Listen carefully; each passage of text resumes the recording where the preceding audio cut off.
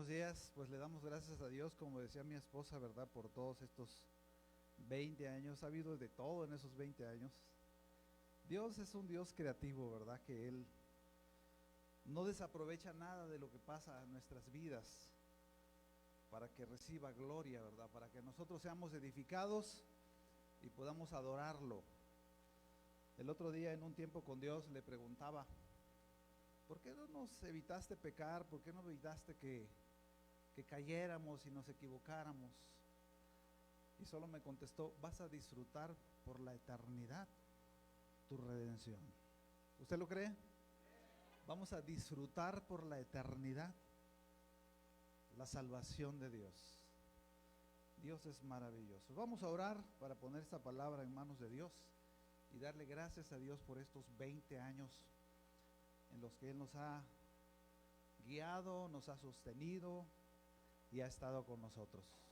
Gracias te damos, Señor, esta mañana por lo bueno que tú eres, Señor.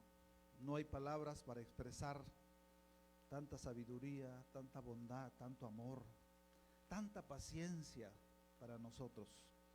Y gracias, Padre, por estos 20 años en los que tú nos has guardado, Señor. Has estado con nosotros en momentos gloriosos, momentos difíciles, momentos de crisis, momentos de debilidad también, Señor. Cuando incluso hemos fallado, Señor, y nos hemos desanimado, y tú has estado ahí, Señor. Gracias. Gracias. Yo te pido por cada persona que está esta mañana aquí reunida, para que tú esta mañana le hables, nos hables a nuestro corazón. Gracias por tu palabra. Háblanos, Espíritu de Dios, en el nombre de Jesús. Amén. Estamos hablando del tema de la gran comisión. Este es el mensaje 9, ¿verdad? Le estoy adicionando a este tema tan importante que es el hacer discípulos. La semana pasada hablamos del proceso de un discípulo y vimos por lo menos 3 niveles espirituales de los que la Biblia habla que todo discípulo debe pasar, ¿verdad? La niñez espiritual, comenzamos como niños espirituales, continuamos siendo jóvenes espirituales cuando se forma el carácter y terminamos o debemos llegar a la meta de la madurez. De hecho, la palabra de esta mañana puse por título: las bendiciones de la madurez espiritual. Las bendiciones de la madurez espiritual. La semana pasada dijimos que Dios en la Biblia llama a los maduros, también los llama justos, los llama rectos y los llama perfectos. Y esta palabra perfectos en el griego es teleios, que significa completos. Y una persona completa, una persona perfecta en la Biblia, para Dios no significa una persona que no se equivoca o que no comete errores o que no se desanima. No tiene que ver nada con eso. Tiene que ver con una persona que ha desarrollado una relación con Dios, como lo debemos desarrollar cada uno de nosotros, y Dios, que es su creador, le ha revelado el propósito para el cual lo creó. Le ha revelado el llamado que Dios tiene para su vida, y esa persona va camino en cumplimiento de ese llamado, va camino en cumplimiento de ese propósito. Eso nos lleva a un estado de bendición, ¿verdad? Y estamos caminando en ese llamado. Vamos a poner de ejemplo este micrófono. El micrófono que tengo en mis manos está siendo perfecto el día de hoy. ¿Por qué? Porque está siendo usado para lo que su creador lo formó, para expandir el sonido. Sí.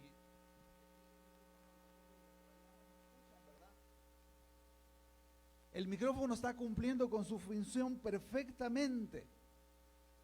Si el micrófono pudiera hablar, sería feliz, ¿verdad? Y sobre todo, ¿sabe por qué? Porque está cumpliendo la función de comunicar la palabra de Dios. Es el rey de los micrófonos, es el micrófono perfecto en la tierra. ¿Sabe? De igual forma, un discípulo que ha entendido el llamado de Dios y es uno que ya sabe para qué fue creado y está usando su vida, sus recursos y todo lo que tiene para cumplir ese llamado, ese propósito, y se convierte en una prioridad en su forma de vida, en su forma de pensar. En Gálatas capítulo 4, vamos a empezar con los pasajes.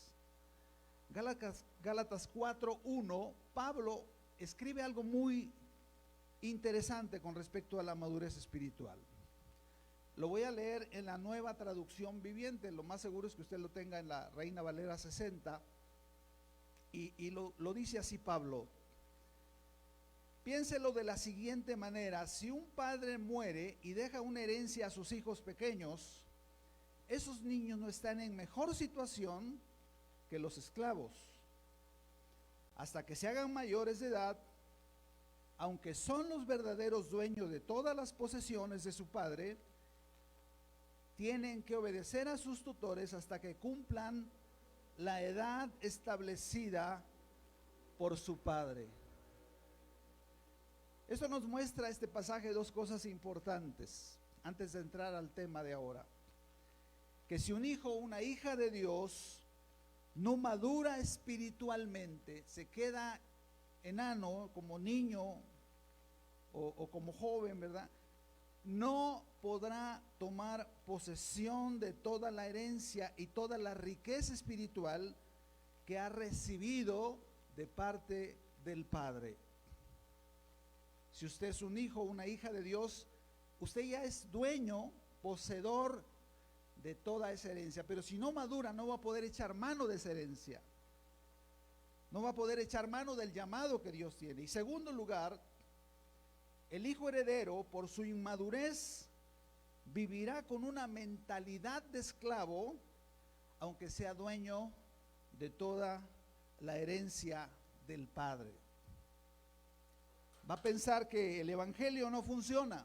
No estás haciendo bien las cosas. El evangelio sí funciona. ¿Cuántos dicen amén?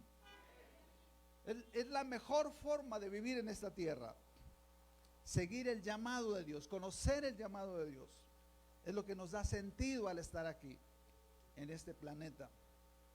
Y esta mañana quiero tomar como base de la palabra de este día, Lucas capítulo 15.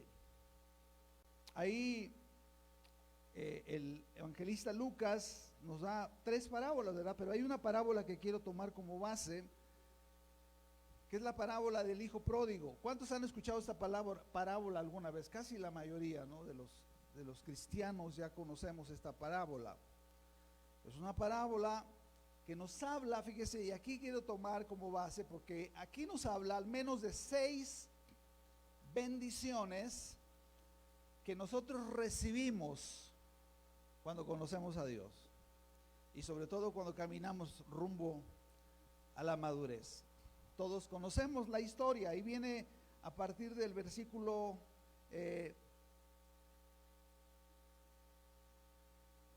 11, ¿verdad?, hasta el 32.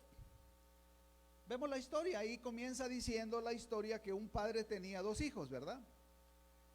Y el menor de ellos le pidió la herencia a su padre. O sea, el que tenía menos derecho de pedir la herencia se la pidió a su padre. Le dijo: papá, dame lo que me toca. Esto nos habla de un joven que deseaba, tal vez en su interior, la muerte de su padre. No le interesaba tener una comunión con su padre. Y le pide la herencia. Le exige la herencia, ¿verdad?, lo que le tocaba. Y dice que la Biblia, que cuando el joven recibe la herencia, el padre amorosamente, aunque se podía negar, ¿verdad?, él le da la herencia al hijo, y en ese momento el hijo agarra la herencia y se marcha de la casa del padre. Y esto es el reflejo del hombre que quiere vivir independiente de Dios. Le dice a Dios: sabes que, Dios, yo no quiero que te metas en mi vida, es mi vida y yo quiero hacer lo que se me da la gana con ella. No quiero vivir bajo tus condiciones. No quiero que me digas, que me limites, que me digas lo que tengo que hacer, porque así piensa uno que no conoce a Dios. Piensa que Dios es un Dios impositivo, ¿verdad? Que nos va a obligar a hacer cosas que no queremos hacer. No, nada que ver, no conocemos a Dios. Y este joven, dice la Biblia, que agarra la herencia, ¿verdad? Y se va de la casa del padre. Se va y agarra los bienes, ¿verdad? Y empieza, dice el versículo 13, no muchos días después, juntándolo todo, dice, el hijo menor se fue a una provincia apartada y allí desperdició sus bienes viviendo perdidamente. Y los principales bienes que este hijo desperdició fue su tiempo de vida. Todo lo que no hacemos para Dios, estando lejos de Dios, es un desperdicio de vida y de tiempo. Yo recibí a Cristo a los 36 años. Fueron 36 años que yo perdí de mi vida, viviendo como se me daba la gana, ¿verdad? Venía a la iglesia, iba a la iglesia, pero en realidad no había sido a salvo por Dios. En Mateo capítulo 20 hay una parábola ahí que se llama la parábola de los obreros de la viña. Dice que un padre sale en la mañana a buscar obreros para su viña. Ese padre es Dios y la viña es la iglesia, es la obra de Dios. Y dice que encuentra algunos hombres que están en la plaza desocupados. Y estar desocupados quiere decir no estar sirviendo a Dios, no estar trabajando en los proyectos de Dios. Cualquier persona que no conoce a Dios, vive lejos de Dios y no está viviendo para Dios y cumpliendo su propósito, está perdiendo su tiempo. Para Dios es como si estuviera muerto. No importa cuánto dinero se gane la persona está desperdiciando su tiempo. Para Dios es una persona desocupada. ¿Por qué? Porque lo más importante en esta tierra es cumplir los propósitos de Dios. Estamos desperdiciando talentos, estamos desperdiciando recursos. ¿Cuántos artistas famosos usan sus talentos dados por Dios para su propio provecho, para su propio beneficio? Y la Biblia dice en una forma muy interesante que este hijo, estando ahí, desperdició los bienes, ¿verdad? Y dice la historia que cuando se le acabó toda la herencia, tuvo que ir a buscar trabajo, y el único lugar donde le dieron trabajo fue cuidando cerdos. El público al que estaba oyendo Jesús de esta parábola eran judíos, y los judíos, la carne de cerdo es algo aborrecible. Ellos no comen carne de cerdo, ¿verdad? En Israel hay muchos letreros que dicen kosher, kosher. Eso significa que no comen, no usan nada referente con el puerco. Y estando en esa condición, lejos de Dios, el hijo, dice la Biblia, y volviendo en sí, versículo 17, volviendo en sí, y esto hace alusión al momento del arrepentimiento en la vida del hombre. ¿Cuántos se acuerdan del momento en el que Dios les puso convicción de pecado y se arrepintieron por primera vez? ¿Cuántos se acuerdan? Esto es algo que cambia nuestra vida. Es algo que es un parteaguas en nuestra forma de vivir. Dice la Biblia que volviendo en sí, inmediatamente el joven experimentó dos sentimientos en su corazón, porque eso es producto del arrepentimiento genuino, que son las dos primeras bendiciones que yo quiero que veamos esta mañana. De las 6, hay al menos 6 bendiciones que nos muestra esta parábola.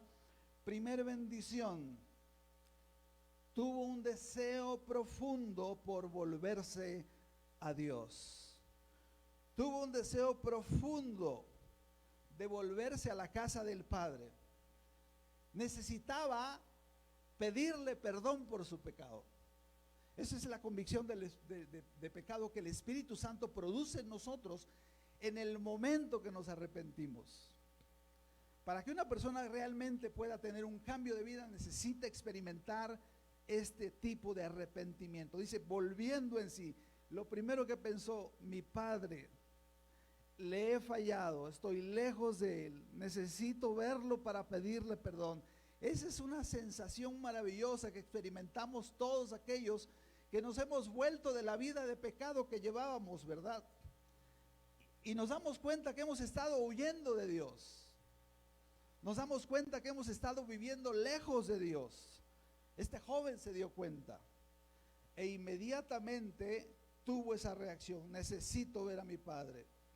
Esa es la primera bendición que recibimos nosotros, un anhelo profundo por buscar a Dios. No sé en dónde, ¿verdad?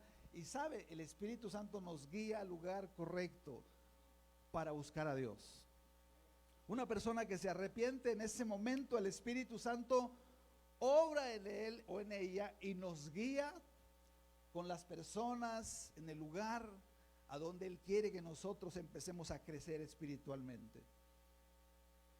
Segunda bendición que el joven experimentó: un deseo profundo por la casa del Padre. El versículo 17 dice que volviendo en sí, se dijo: ¿cuántos jornaleros en la casa de mi padre tienen abundancia de pan y yo aquí perezco de hambre? ¿Sabe? Algunos piensan que la casa del Padre es el cielo, pero aquí no es el cielo. En este caso, la casa del Padre, ¿qué es? La iglesia. Es la iglesia. Primera de Timoteo 3:15, Pablo le dice a Timoteo, llama a la iglesia como la casa de Dios, la iglesia del Dios viviente, columna y baluarte de la verdad. Esa es la iglesia. Y no me refiero exactamente, aunque tiene que ver con el lugar, ¿verdad? Me refiero a la congregación de los justos. Si alguna persona puede conocer y encontrar a Dios en esta tierra, lo va a hacer a través de la iglesia. Y no nomás esta iglesia, ¿verdad? La iglesia que está en Chapala, Jijic, Guadalajara, en Japón, en China, donde sea que ande, ¿verdad? Dios se manifiesta en su iglesia. Entonces nosotros tenemos ese anhelo, ese deseo de estar en la iglesia. El hijo dice que me voy a levantar y voy a ir. Eso es una reacción importante de obediencia en una persona arrepentida. Dice que él, voy a ir con mi padre, le voy a pedir perdón y le voy a pedir trabajo en su casa. Le voy a pedir, padre, ya la regué, ¿verdad? Ya gasté los bienes, hazme como uno de tus trabajadores. Quiero estar cerca de ti, quiero participar de tu casa. Y yo me imagino este joven venía, ¿verdad? Caminando ahí con muchos pensamientos en su cabeza.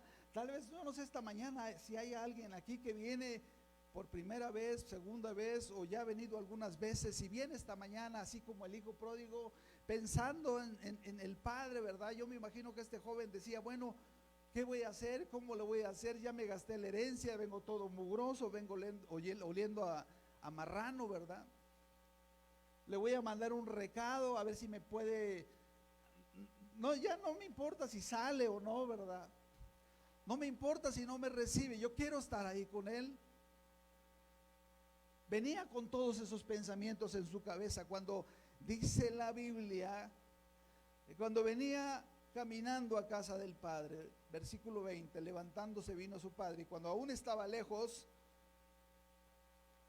a lo lejos ve la figura del padre. ¿Sabe por qué el padre estaba fuera de la casa? Porque lo estaba esperando. Y dice que aún estaba lejos, lo vio su padre y fue movido a misericordia y corrió y se echó sobre su cuello y le besó. El pastor John MacArthur dice que aquí hace alusión a un hacendado ¿verdad? Y los hacendados, los patriarcas, no corrían. Tenían que guardar cierta dignidad. Pero aquí lo describe como que el padre se levanta los vestidos y delante de todos los trabajadores sale corriendo a buscar a su hijo. Una figura que lo dejaba como en ridículo, ¿verdad? Para que tú entiendas que el Padre se hizo hombre, tomó forma humana y estuvo dispuesto a hacer el ridículo por nosotros en la cruz del Calvario. Por amor a ti y por amor a mí. Él se hizo hombre y vino a la tierra por nosotros a salvarnos. Ahora, dice la Biblia que cuando llega ahí, el hijo quiere darle la explicación de lo que había pasado, ¿verdad? Pero dice que el padre no le dio tiempo. Inmediatamente el padre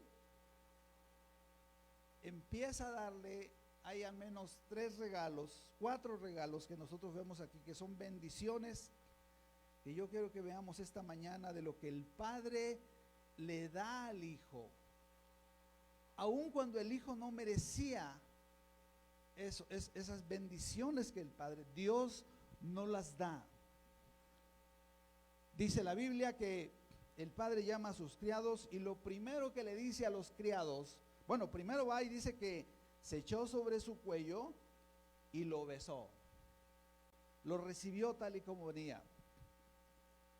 Cuando nosotros venimos al conocimiento de Dios, mucha gente piensa, ¿verdad? Bueno, yo para acercarme a Dios tengo que dejar de fumar, dejar de tomar, dejar de fornicar, dejar de drogarme, ¿verdad? Eso no es cierto, así no dice la Biblia. Ven cómo estás delante de Dios, arrepentido, arrepentido.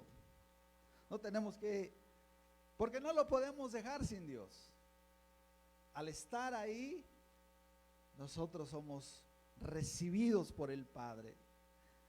Y ese abrazo y ese beso hace que nosotros podamos recibir toda la herencia que Dios tiene para nosotros. Y lo primero que el Padre, ahí en el versículo 22, dice que le dijo a sus siervos que hicieran fue que sacaran el mejor vestido. ¿Cómo venía vestido el hijo pródigo?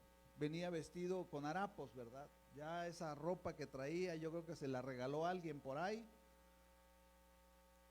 o la encontró tirada, ¿verdad? Entonces venía sucio, venía fracasado, venía pobre, pero ahí el padre le dio un vestido nuevo. ¿Y qué significa ese vestido nuevo? Tal vez esta mañana alguien venga en esa condición, así como el hijo pródigo, por algo que haya hecho, ¿verdad? Se sienta sucio en su corazón, se sienta sucio en su mente, se sienta que Dios no lo puede perdonar por lo que ha hecho, ¿verdad? Pero el padre en ese momento dice que le da el mejor vestido. Eso significa que el padre ya lo tenía listo y lo tenía preparado para cuando el hijo regresara a casa, ¿verdad? ¿Y qué representa el mejor vestido? ¿Sabe qué representa? La justicia de Cristo en la cruz del Calvario. Nuestros pecados fueron la causa que Jesús fuera a la cruz y Él pagara el precio por cada uno de nuestros pecados. Ahora fíjese, quiero hablarles un poquito del contexto. Cuando Jesús está hablando esta parábola, Jesús está en el capítulo 15 de Lucas, menciona 3 parábolas, ¿verdad? La de la oveja perdida, la de la moneda perdida y la del hijo pródigo.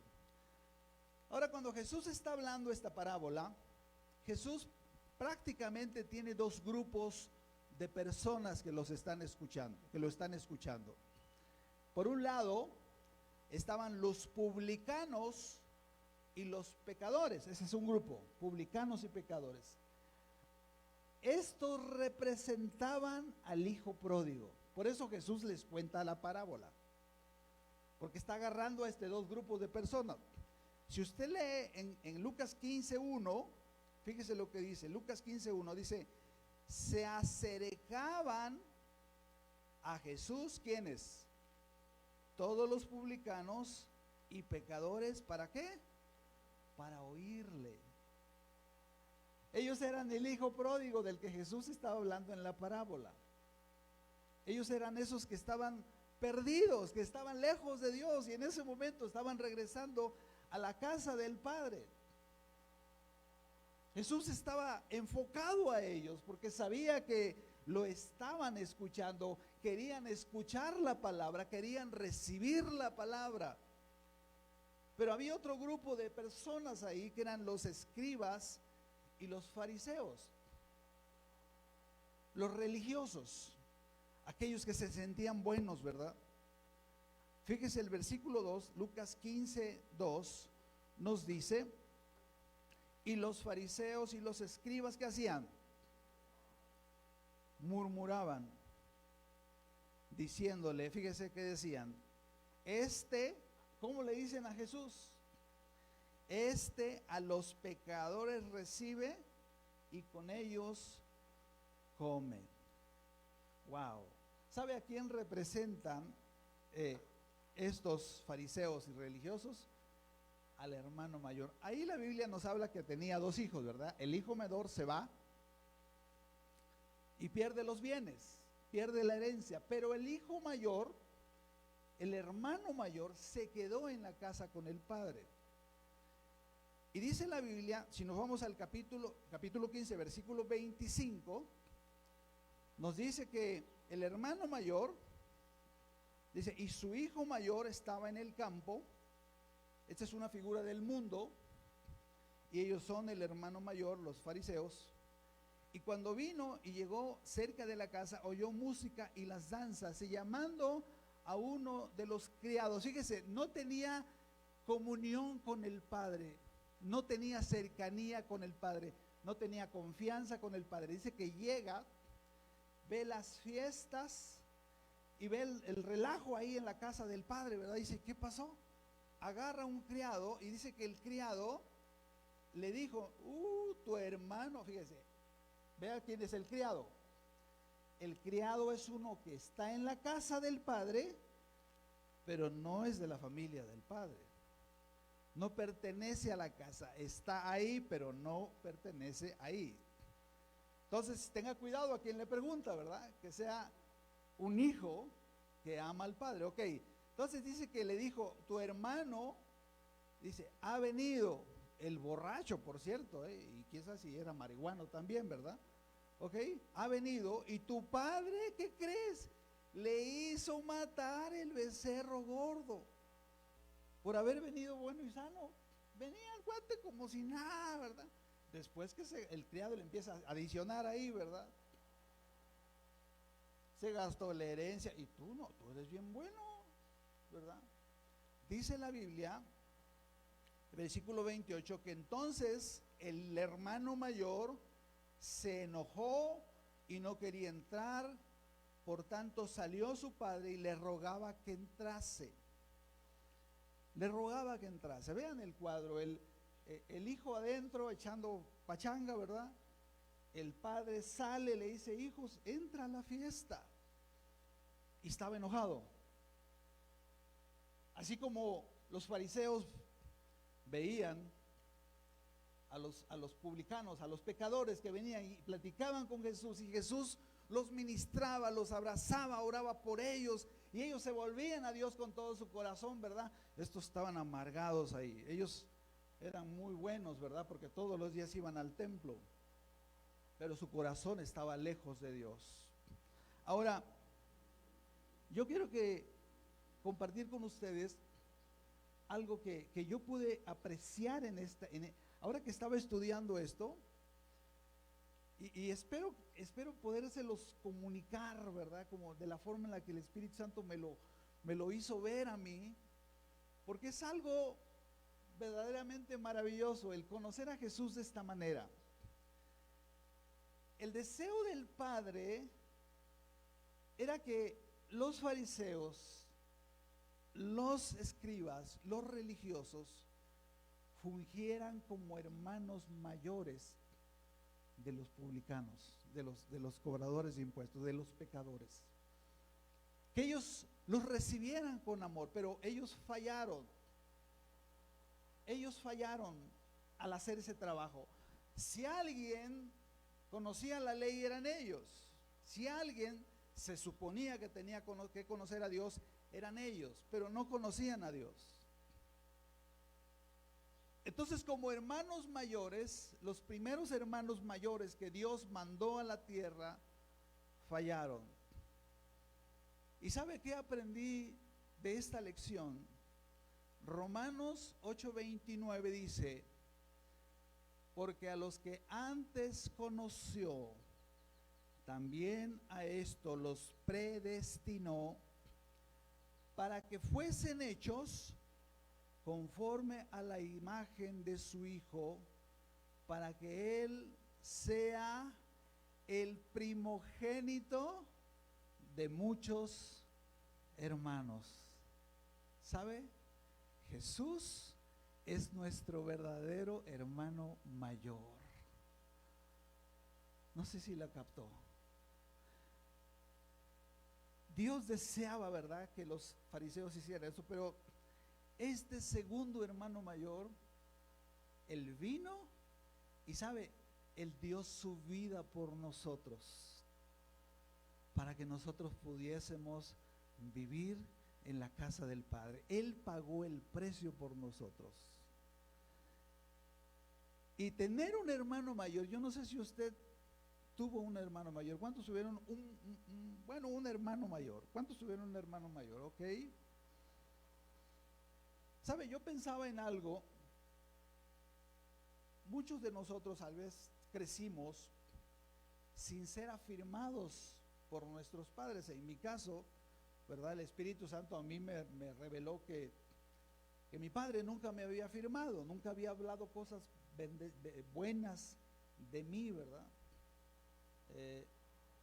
Y yo crecí con mucha inseguridad, ¿verdad? Y con ese deseo de protección de parte de mi padre, aunque el papá ahí estaba, ¿verdad?, pero era distante. Ya el Señor ya obviamente que sanó mi corazón y honro la memoria de mi padre, ¿verdad? Pero, ¿sabe? Yo tuve un hermano mayor que se murió, se llamaba Benjamín, murió de bebé, de niño. Y me he preguntado muchas veces, ¿cómo hubiera sido que mi hermano mayor hubiera vivido, verdad? Me hubiera cobijado como un papá, tal vez. Yo tengo un hermano hombre, ahí está. Tengo 4 hermanas, teníamos 4 hermanas, ya 2 están con el Señor, 2 siguen vivitas y coleando, ¿verdad? Pero pude pensar en esto, fíjate.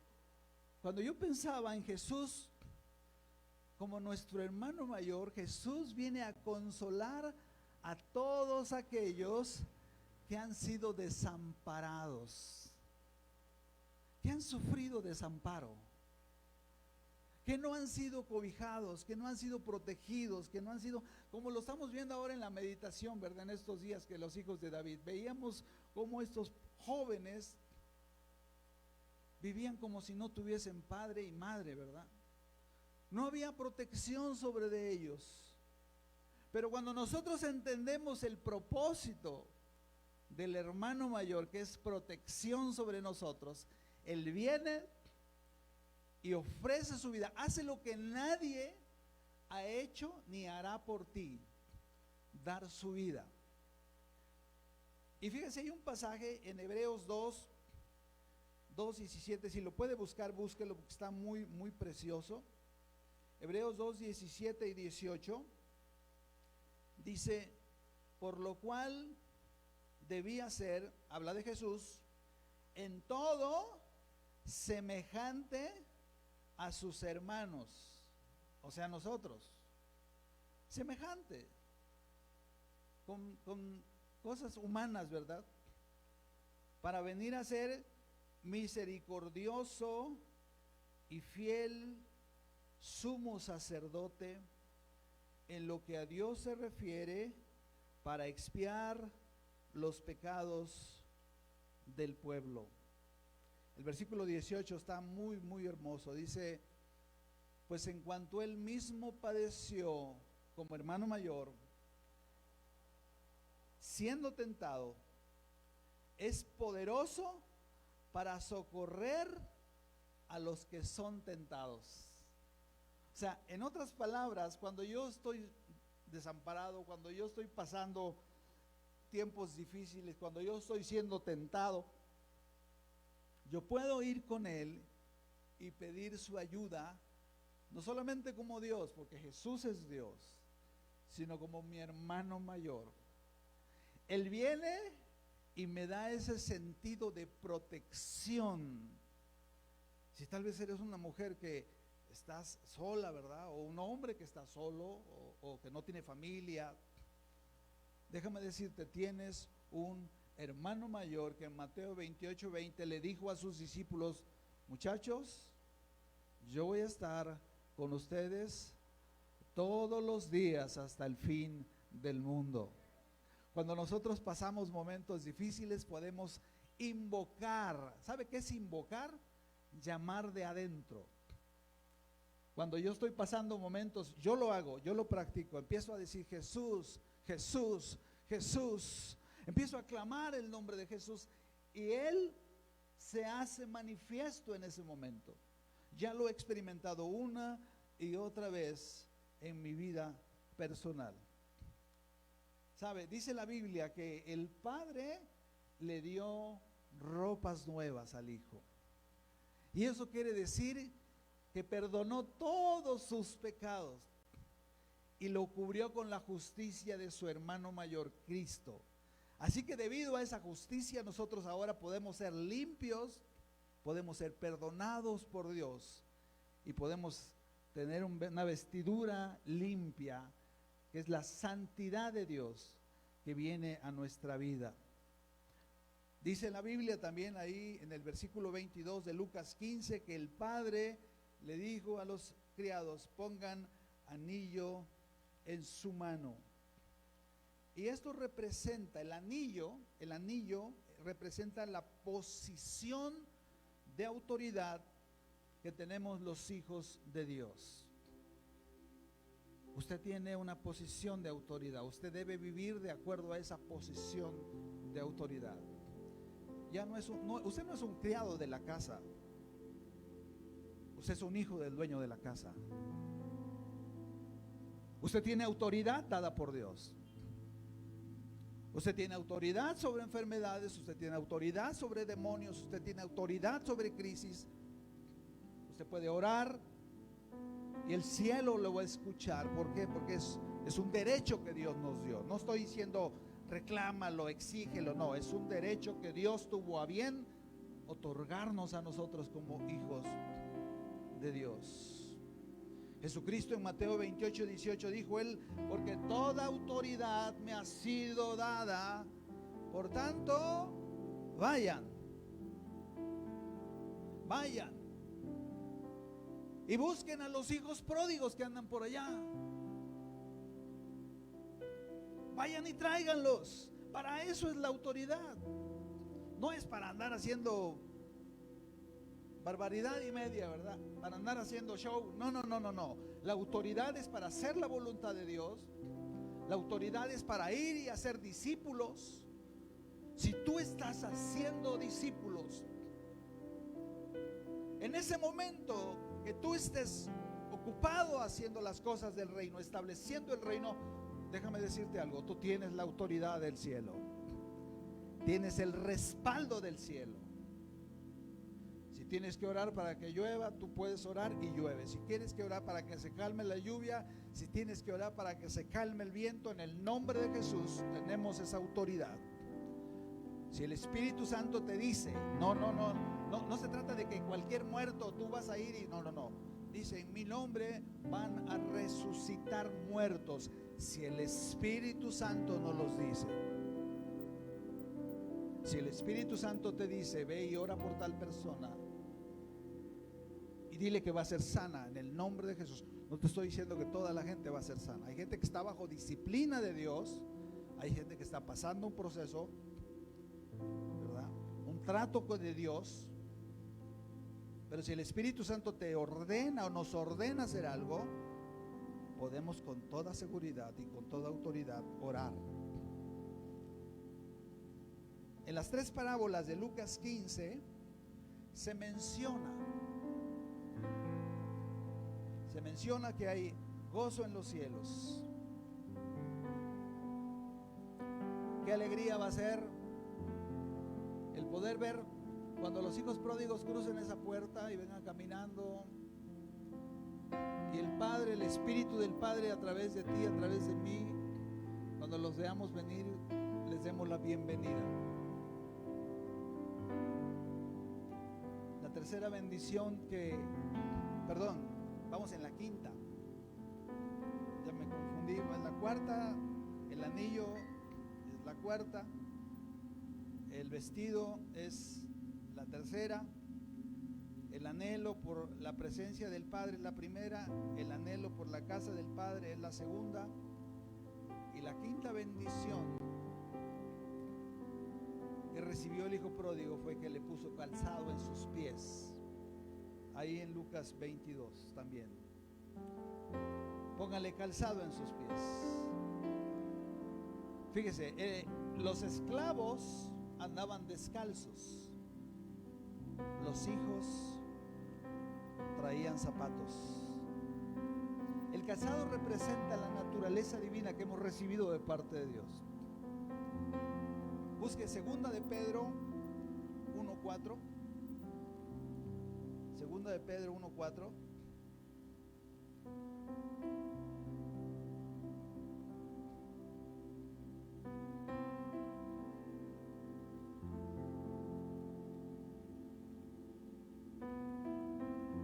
Dice: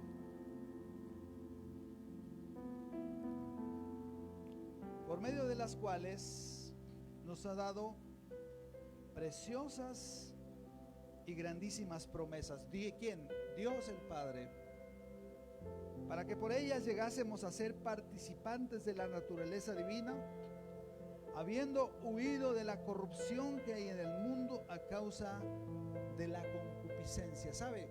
Cuando nosotros recibimos a Cristo en el momento de la salvación, Dios manda su Espíritu y el Espíritu Santo entra en nuestro corazón. Y eso nos da el poder para vivir una vida que agrade a Dios. El calzado, si usted se fija, la función del calzado es evitar que caminemos en el polvo de la tierra. Nos separa, nos mantiene los pies limpios. La naturaleza que Dios nos dio nos guarda de contaminarnos con el mundo. Aquí dice que huimos, podemos escapar, tenemos la capacidad, tenemos la autoridad, el poder de escapar de la corrupción que hay en el mundo a causa de la concupiscencia. O sea, podemos vivir vidas que honran a Dios. Si nosotros tenemos comunión con Dios, podemos vivir vidas que honran a Dios. Y la sexta bendición, ya para terminar, es que dice la Biblia que el padre dijo a los criados: traigan el becerro gordo y hagamos fiesta. ¿Sabe? En las 3 parábolas de Lucas 15, en las 3 hay fiesta. Cuando encuentran a la oveja perdida, cuando encuentran la moneda perdida y cuando el hijo regresa a la casa. ¿Sabe que estas tres parábolas nos hablan de la Trinidad operando en la salvación del hombre? La primera parábola de la oveja perdida habla de la operación del hijo para ser salvos. La parábola de la oveja perdida, de la moneda perdida, habla del Espíritu Santo, lo que Dios, el Espíritu Santo produce en nosotros. Y la última parábola habla del Padre, como el Padre está esperando que los hijos pródigos regresen. ¿Y sabe qué significa el becerro gordo? Significa el deleite de la casa de Dios. nosotros venimos a la casa de Dios con un gozo en el corazón.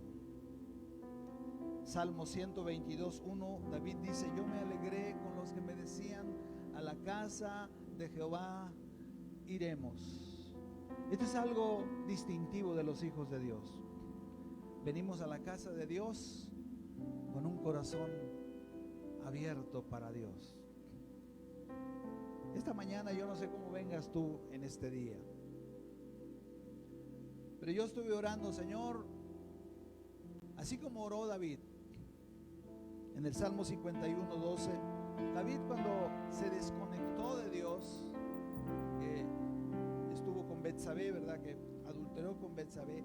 Él perdió ese deleite de la casa de Dios. Y él le escribe en el Salmo 51:12: vuélveme el gozo de mi salvación. Yo no sé cómo vengas tú esta mañana, ya sea que vengas gozoso o vengas un poco apagadón en tu gozo, porque ahí donde estás no te pones de pie y le pides al Padre que te devuelva o que te engrandezca ese gozo y ese deleite por las cosas de Dios. Esta mañana el Padre quiere que el Espíritu Santo venga y nos inunde con el gozo de la salvación, con el gozo de la casa de Dios. Es una de las bendiciones más grandes que nosotros recibimos como hijos e hijas de Dios. Yo no sé si esta mañana tú le quieres decir así como David: Padre, vuélveme el gozo de tu salvación. El Señor le reclama a la iglesia de Éfeso, capítulo 2 de Apocalipsis, le dice: yo conozco tus obras, yo conozco todo lo que tú haces, tu arduo trabajo. Yo sé que has sido paciente. Yo sé que no puedes soportar a los malos y has probado a los que se dicen ser apóstoles. Yo sé que has sufrido, dice el Señor. Has trabajado arduamente por amor de mi nombre y no has desmayado. Hemos pasado un tiempo complicado con la pandemia. Aquí ya veo aquí a Vicente y a María, ¿verdad? ¿No habían venido? Bienvenidos. Por algún tiempo nos dejamos de congregar y en todo ese tiempo tal vez se nos fue el gozo de la casa de Dios. Pero esta mañana el Señor quiere inundarnos con ese deleite. Esta mañana el Señor quiere llenarnos, porque aquí el Señor le dice a la iglesia de Éfeso: era una iglesia poderosa, una iglesia trabajadora, una iglesia con autoridad, ¿verdad? Tengo algo que no me agrada mucho en tu corazón, dice, que has dejado tu primer amor. Esta mañana, ¿por qué no nos reconciliamos con el Padre? Esta mañana el Padre quiere matar el becerro gordo, quiere hacer fiesta. ¿Y sabes por qué? Porque tú estás aquí en su casa. Olvídate de los que están a tu lado. Tú estás aquí en la casa de Dios. Hay fiesta, el Padre hizo fiesta esta mañana. ¿Por qué? Porque tú ibas a venir el día de hoy, porque tú estás aquí con Él. Oye la música, oye las danzas y dile: Padre, gracias por recibirme con el becerro gordo. Gracias por recibirme, Señor, con esta fiesta. Quiero gozarme, Señor, todos los días. Cuando yo me presente delante de ti, cuando yo agarre la palabra y la abra, Señor, quiero que mi corazón arda de pasión por ti. Veíamos con los varones el pasaje de Santiago 4:4 y les compartía, les decía que ahí dice: oh almas adúlteras. Wow, una palabra fuertísima. Almas adúlteras. ¿Saben por qué dice almas?